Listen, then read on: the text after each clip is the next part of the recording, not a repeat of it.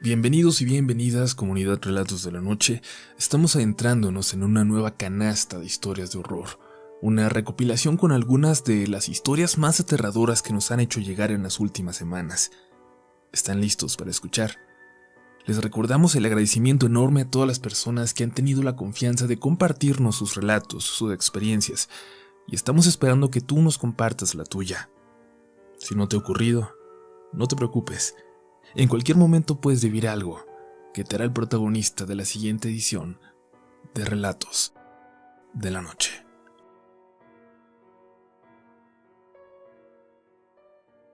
Hola comunidad, hoy quiero contarles una de las tantas historias que mi abuelo materno me ha relatado. Cuando mi abuelo prestó servicio como policía en su juventud, cuenta que para trasladarse de un pueblo a otro, él y sus compañeros debían hacerlo a pie o a caballo, pues para esas épocas era muy raro si alguien tenía vehículo. En algunas de esas ocasiones, tuvo que viajar solo ya que su grupo se encontraba en otras misiones y él tenía que ir a otro pueblo a prestar servicio y dar guardia allá. El trayecto era de aproximadamente unas 3 horas, y mi abuelo, para acortar camino, decidió ir por una trocha. Aquel camino estaba un poco abandonado, pero, sin duda, le ahorraría al menos 1 hora de camino. Eran aproximadamente las 10 de la noche, y el caballo en el que iba empezó a comportarse de manera extraña. Parecía que estaba asustado, ya que hacía movimientos como de no querer seguir caminando.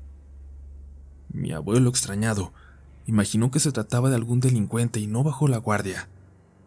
Trató de calmar al animal y, mal o bien, lo convenció de avanzar. Unos 10 minutos más adelante, mi abuelo escuchó entre los árboles un pequeño quejido y lo que parecía ser una mujer llorando. Claro, mi abuelo siempre fue escéptico, así que por su labor como policía, su primer impulso fue ayudar a aquella mujer en lo que sea que le estuviera pasando. Se bajó de su caballo y lo amarró a un poste que se encontraba en el camino. Mientras tanto, se adentró un poco entre los árboles y cada vez escuchaba más cerca esos sonidos. En lo que mi abuelo iba por fin encontrando a quien los emitía, el caballo nuevamente se puso mal, enloqueció y solo buscaba la forma de soltarse, de huir. Y finalmente mi abuelo, bajo un árbol, encontró a una mujer con un vestido largo y desgastado. Ella se encontraba sentada en el piso, con su rostro y manos sobre sus rodillas, como cuando un niño se sienta en el piso a llorar. Mi abuelo, al verla, no dudó en acercarse a preguntarle que qué le ocurría, ya que al ver su estado y el estado de su ropa, imaginó que algo muy grave le había sucedido. Al acercarse, tocó el hombro de aquella mujer, quien estaba demasiado fría, y al levantar la mirada, espantó totalmente a mi abuelo. Y es que aquella mujer volteó con un rostro esquelético, con unos agujeros negros profundos en lugar de ojos, y algunos gusanos saliendo de sus fosas nasales. Mi abuelo no esperó para salir corriéndose de su caballo y huir de aquel lugar, y mientras se alejaba, seguía escuchando esos quejidos, ese llanto, y sin duda, llegó al siguiente pueblo más rápido de lo que esperaba. Al otro día les contó a sus compañeros del cuartel lo que le había sucedido, y le dijeron que había visto a la mismísima Llorona. Él estaba muy incrédulo al respecto, y a pesar de que fue un grandísimo susto para él, trató de mantener su postura de macho y de cero miedo. Sin embargo, nunca más volvió a viajar solo, y menos en caminos tan despoblados. Gracias por leerme. Esta historia ocurrió en Colombia, en un municipio que se llama Herveo, en el departamento de Tolima.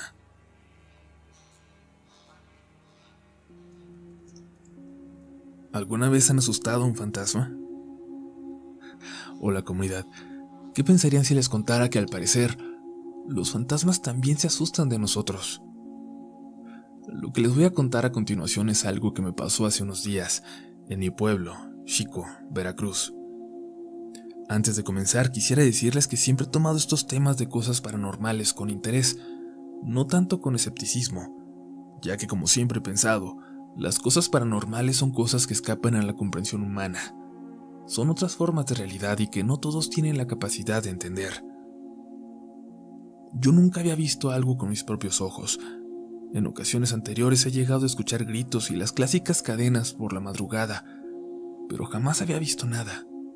Incluso cuando aquella noche de las cadenas, tontamente me asomé por la ventana para ver si podía ver algo. Casi todos en mi familia tienen experiencia con estos temas. Crecí escuchando las historias de familiares sobre las cosas que ellos habían visto, y yo también quise tener mi propia experiencia, aunque nunca pensé lo que estaba por sucederme. Era una noche bastante lluviosa, aquí en la zona centro de Veracruz. Recibimos el 2020 con un frente frío que hizo, hasta unos días antes de escribir esto, que por las tardes hubiera lluvias, tal vez no muy fuertes, pero que en ocasiones continuaban durante toda la noche. En una de estas, cuando la lluvia continuó, me encontraba en mi cuarto en el segundo piso de mi casa. Esta habitación tiene una puerta que da al balcón frente a la casa, y este balcón también sirve como pasillo para una especie de pequeña terraza al lado de mi cuarto. Me encontraba como de costumbre, jugando en mi celular, cuando mi mamá me llamó para cenar. Debo decir que no era tan noche, pero aquí donde vivo, que aún es considerado un pueblo, la luz del alumbrado público es deficiente, por lo que siempre se ven oscuras las calles. Antes de bajar a cenar, prendí el foco de la escalera y abrí la puerta que da al balcón para ver hacia afuera. Yo me encontraba a unos 40 centímetros del marco de la puerta, aún dentro de mi habitación, mirándose a la calle, y me percaté que la ventana de un vecino estaba abierta. Pensé que no se encontraba y que por algún descuido así la había dejado. Y estaba tan metido en mis pensamientos, pensando que se le estarían mojando las cosas, cuando de repente, de por fuera de la puerta, a escasos 40 centímetros que me separaban del marco, se asomó una figura, uno de esos a los que nosotros llamamos gente sombra. Lo vi tan cerca que incluso noté que este ser no era completamente negro, sino que parecía ser un humo denso o un líquido negro con resplandores en gris oscuro que se movía lentamente dentro de su silueta, perfectamente delineada, como si fuera un envase para esa materia oscura de la que parecía estar formado aquel ser. Se asomó de medio pecho hacia arriba, y en el momento en que la sombra regresaba a esconderse, tuve la última de las reacciones reflejo que alguien tendría en caso de ver un fantasma.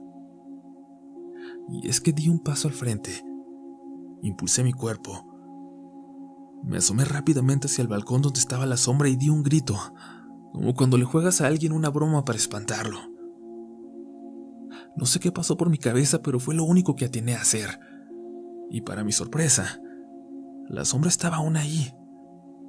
Cabe decir que el tiempo que la perdí de vista fueron solo unas décimas de segundo en lo que me hacía para enfrente. Y no me lo van a creer, pero esta sombra hizo un ademán como cuando en efecto logras asustar a alguien. Vi claramente cómo se sobresaltó, dio el típico salto de susto e inmediatamente después de eso se desvaneció por completo enfrente de mí. Creo que incluso llegué a escuchar una especie de grito ahogado, distante, lúgubre, que se mezclaba con el sonido de la lluvia. Regresé con la misma inercia de la acción y ya estando dentro de mi cuarto, me puse a reír como loco, y no por la osadía que acababa de hacer, sino porque estaba hecho un manojo de nervios. Cerré la puerta de un golpe, sin querer voltear a ver hacia afuera de nuevo, y mi mamá me gritó de nuevo preguntándome que qué pasaba, que parecía un loco con tanto ruido y con tanto golpe.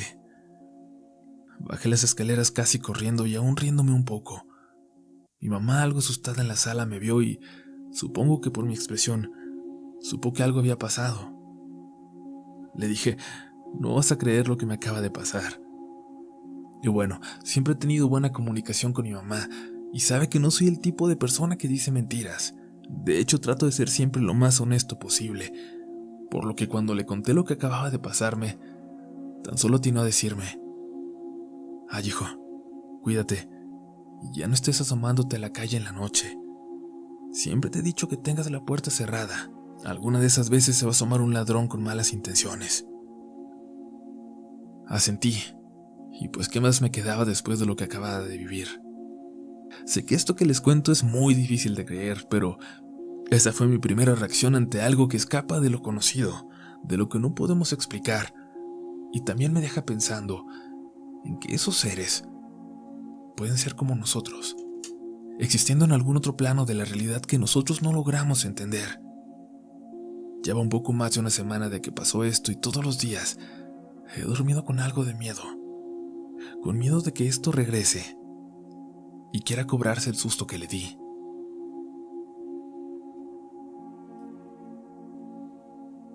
Hola queridos amigos y amigas de esta comunidad.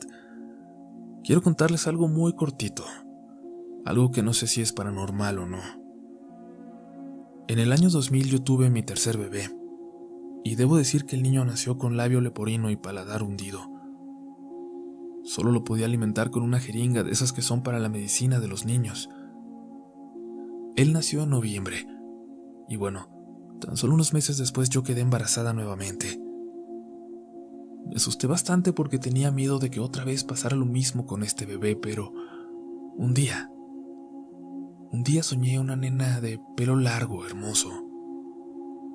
Me decía que ella me amaba mucho, pero que no era el momento para conocerla y que tenía que regresar con Dios. Me dijo que debía prepararse mejor para poder ayudarme con mis angustias, y yo desperté asustadísima y preocupada por lo que me pasaba. A los días empecé a tener complicaciones y fui al doctor. Ahí se me vino la bebé. Era tan chiquita que me cabía en las manos. Tenía 27 semanas de gestación. La vi y me causó una gran tristeza. Los años pasaron y en el 2012 nació mi hija. La nombré Gabriela, que era el nombre que había escogido para aquella bebé que no nació. Cuando Gabriela comenzó a hablar, me dijo que ella se acordaba de cuando estuvo en mi panza y me tuvo que dejar. Dice que sintió un dolor en su pecho cuando se fue, pero que Dios la preparó para mí. A veces me da escalofrío pensar en qué tanto me quería para regresar conmigo. Me hace llorar el pensarlo, pero estoy feliz de tenerla conmigo. Ojalá que les guste mi historia que, les digo, paranormal o no, es completamente real.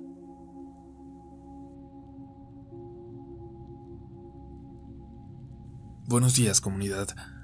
Hoy quiero compartirles una experiencia que pasó hace más de 15 años.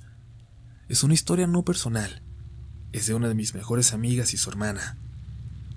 Por ser un suceso bastante fuerte y por privacidad de mi amiga y de su familia, cambiaré los nombres, a pesar de que es una historia bastante conocida aquí en la calle donde vivo. Hablé con mi amiga y me dio permiso para compartirla con ustedes. Marta es mi mejor amiga desde muy pequeña, a pesar de que no fuimos en la misma secundaria. El hecho de vivir tan cerca nos hizo muy cercanas. Cuando esto pasó, Marta tenía unos 14 años. Vivía con sus padres y su hermana Sofía, 10 años mayor que ella. Sofía era una chica bastante linda, simpática, con la cual se podía entablar una plática muy interesante, y consiguió empleo en una fábrica. A pesar de no ser de su agrado, con el tiempo le empezó a gustar, y también le gustaba porque ahí conoció a un chico bastante guapo, mayor que ella, que ya tenía una hija y vivía con su mujer. Pero eso no fue un impedimento para que Sofía se enganchara y empezara a coquetearle, y el chico siempre fue honesto con ella, respetaba a su esposa y no iba a caer en ninguna tentación.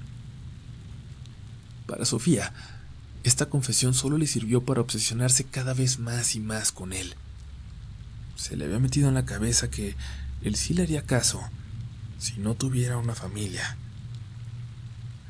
Y con este pensamiento es como todo empezó. Sofía empezó maldiciendo y deseándole el mal a la familia de aquel chico, y aunque ella le rogaba, él jamás cambió su postura. Ella tenía que hacer algo más, así que empezó con cosas más fuertes: oraciones, velas. Así pasaron unos meses, y sus padres estaban preocupados por ella. La llevaron a terapia. Ya no era sano nada de lo que estaba haciendo, Pero la terapia no sirvió de nada. Nada cambió. Al contrario, se hicieron más fuertes los deseos de Sofía y se adentró todavía más en la brujería. Marta descubrió en el cuarto de su hermana ouijas, velas, muñecos, fotos, frascos con líquidos, ídolos demoníacos. A partir de esto, empezó a percibir un ambiente pesado en la casa. Yo, cuando iba para allá para platicar con ella, podía percibir también este ambiente sofocante. Yo no podía respirar bien y hacía demasiado calor, aunque su casa siempre en la sombra era bastante fría. Tiempo después Sofía empezó a enfermar. No comía, no dormía. Adelgazó y todo el tiempo se veía muy pálida. Ya no tenía ganas de salir y sus pasos eran muy pesados y lentos. Sus padres, de nuevo muy preocupados, la llevaban a hospitales donde le hacían miles de estudios, pero el diagnóstico siempre era el de una fuerte depresión. Y era entendible, ¿no? Sufría de amor. Luego todo cambió cuando Marta y sus padres se despertaban por los horribles gritos a la misma hora por la madrugada. Gritos que salían del cuarto de Sofía. Ella les contaba que sentía algo en el estómago, en su cuerpo, algo que la enfermaba. Todos estaban asustados porque se creía que sufría de una enfermedad mortal o peligrosa. A veces Sofía amanecía bien y con ganas de salir. Es cuando lo lográbamos ver en la calle con su cara toda adelgazada, grandes ojeras, caminando muy lento. A Marta en ese entonces ya no le gustaba estar en su casa. Siempre quería estar sentada en el parque o en alguna jardinera, pues decía que su casa le daba una sensación de que hubiera algo malo ahí. Se sentía observada y que su hermana ya no era su hermana, que la enfermedad le había quitado toda su personalidad, que ella nunca hablaba con ella, pues cuando lo intentaba, Sofía estaba siempre sumergida en sus pensamientos, en sus murmullos. Había ya pasado más de un año y Sofía seguía igual, de hecho más desmejorada cada día. Y no se diga de sus padres y de la propia Marta, que no podían dormir bien y tenían que cuidar a Sofía día y noche.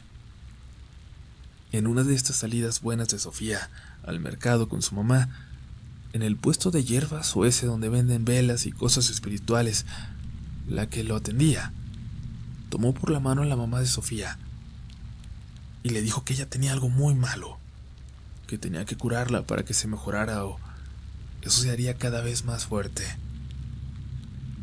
Sus padres, al intentar todo con la ciencia y no encontrar nada, no perdían nada con intentar también con lo espiritual.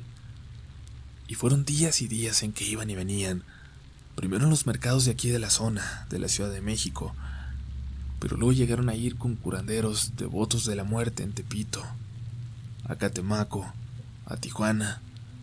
En todos estos días Marta se quedaba con una de sus tías, también vecina de aquí, y comía en mi casa. Fueron meses de estar así. Sus padres y Sofía viajaron hasta Cuba con los mejores santeros, pero siempre era lo mismo, el mismo resultado. Les decían que ella ya no tenía cura, que ya estaba condenada y solo le quedaba esperar. Cuando Marta por fin pudo ver a Sofía, esta le decía que se arrepentía de las cosas que había hecho, que no quería morir por él, que rezara por ella, que la perdonaran. Y Sofía intentó quitarse la vida más de 5 veces, pero siempre falló. Siempre había algo que la detenía o la salvaba. Y todo esto ya tenía destrozada a toda la familia. Sofía no comía, y no es porque no quisiera, ya no podía. Yo la llegué a ver en este estado y era muy lamentable. Todos le dábamos ánimo, pero no servía de nada. Ella ya solo pedía perdón y lloraba.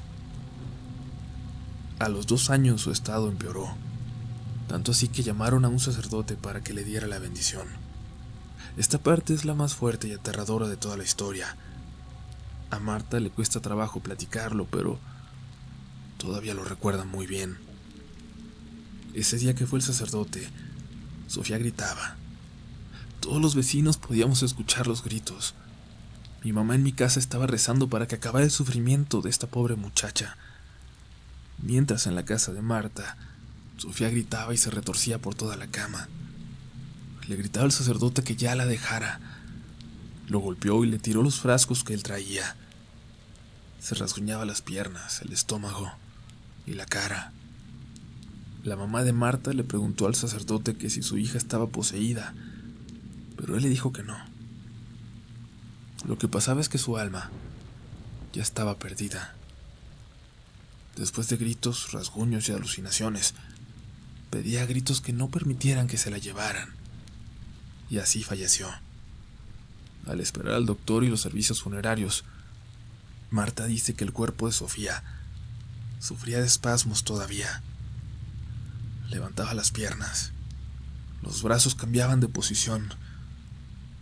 Hasta dudaban de que se hubiera muerto, y le hicieron pruebas para descartar cualquier cosa.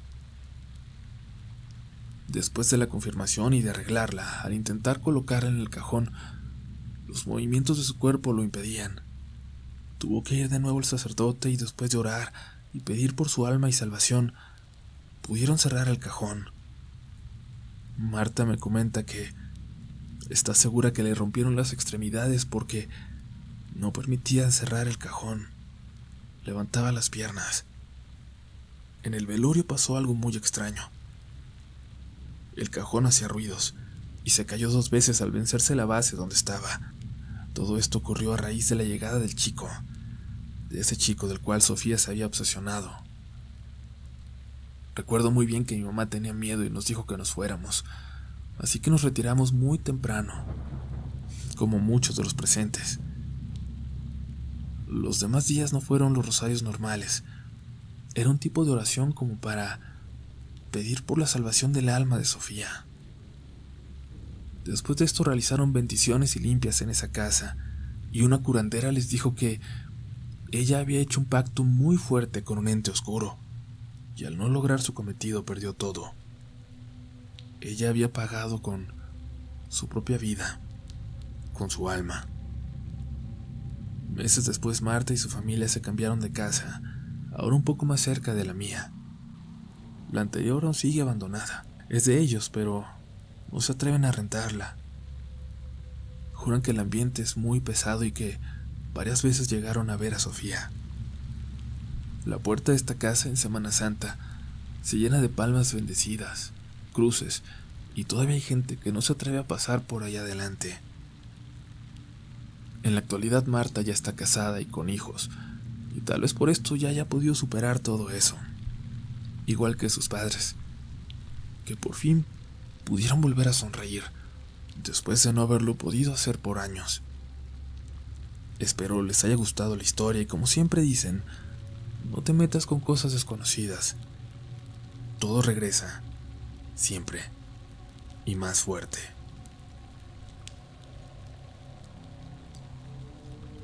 Mi nombre es Edgar y quisiera contarles lo que me sucedió hace un par de años. Soy de Santiago, Nuevo León, un pueblo mágico al sur de Monterrey. En aquellos tiempos yo trabajaba en un cine de staff.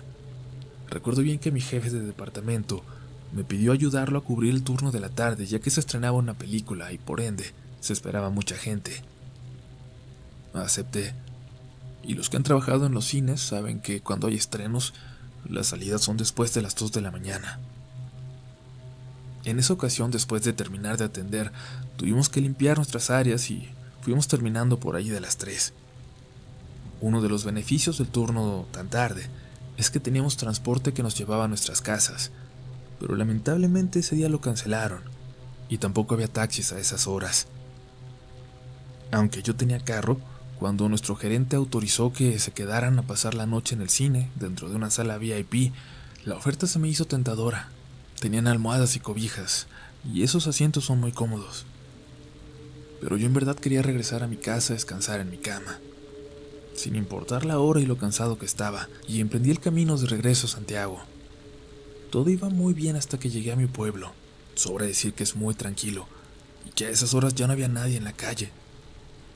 Pero entonces entré a una comunidad llamada La Villa, lugar por donde yo tengo que pasar para llegar a mi casa, a unos 200 metros de la entrada.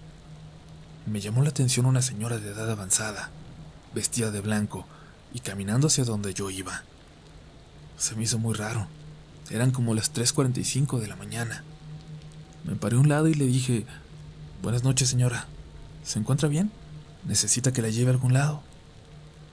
La señora me volteó a ver y me dijo: «Voy para allá», apuntando con su dedo en la dirección en la que yo me dirigía. «Si no tiene inconveniente, súbese. Yo también voy para allá». La señora accedió con la cabeza, y yo estaba quitando unas cosas que estaban estorbando en el asiento del copiloto, pero ella se negó y dijo que se iría en la parte de atrás. Yo no le tomé importancia y comencé a avanzar. La curiosidad me ganó y le pregunté qué es lo que hacía a esas horas de la noche caminando sola. Pero ella en tono serio me contestó: «Solo quería sentir el aire». Obviamente puse en duda la veracidad de esto porque estábamos como a 1 kilómetro de las casas, pero luego pensé que tal vez había tenido algún problema familiar y había decidido salirse. Tal vez quería dejar su casa, pero a medio camino se arrepintió. No quise incomodarla con este tema, así que traté de cambiar la plática. Le pregunté que dónde vivía específicamente, y ella me contestó en un tono más serio y como sugiriendo que me callara, que vivía a 2 cuadras de mi casa. Evidentemente esto se me hizo muy extraño, ya que yo nunca la había visto, y la casa que ella mencionaba sí la reconocía, la ubicaba. Llevaba tiempo abandonada. En mi mente decidí no molestarla más con este interrogatorio, y entonces se hizo un silencio muy tétrico, y el ambiente del carro se puso más frío, y yo, sin tomar importancia de esto, me acerqué a la casa de la señora y le pregunté que dónde se le hacía más cómodo que la dejara, pero no me respondió. Por el retrovisor no alcanzaba a verla, así que al momento de voltear me di cuenta de que ya no estaba. Y yo nunca me detuve en ningún lugar para que se bajara, ni siquiera me frené. La piel se me erizó como nunca y me paralicé por un momento. Estaba casi llorando y me pellizqué, diciendo en mi mente que esto no era posible, y estaba intentando justificar lo que había pasado, y quise hacerme a la idea de que todo había sido mi imaginación, que estaba demasiado cansado del trabajo y que esto me estaba jugando una broma. Así que, como pude, llegué a mi casa, tembloroso, con la piel blanca, con mi corazón latiendo a 1.000.000. Me encerré en mi cuarto, dejando encendidas todas las luces que tuviera y todos los objetos que iluminaran. Está de más contarles que no pude dormir esa noche, y al día siguiente, ya por la mañana, cuando estaba un poco más tranquilo, me dirigí a mi carro porque necesitaba mi cartera. Entonces me percaté de que en el asiento trasero, donde la supuesta señora venía sentada, había un pequeño rastro de ceniza blanca. Mi corazón volvió a latir de una manera que nunca había sentido, sin saber qué hacer, y me puse a rezar por el alma de esa señora que seguía rondando esas calles por la noche. Desde aquella ocasión ya no la he visto, y si le soy sincero, no quiero volverla a ver.